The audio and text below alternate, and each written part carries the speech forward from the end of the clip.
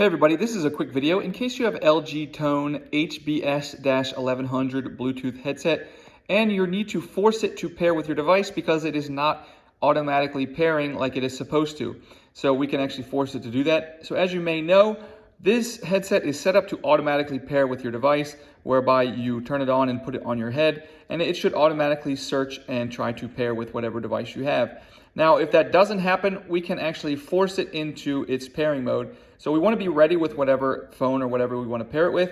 And what we're going to do is, with the headset turned off, we're going to come over on the right side and press and hold the call button for about 2 seconds.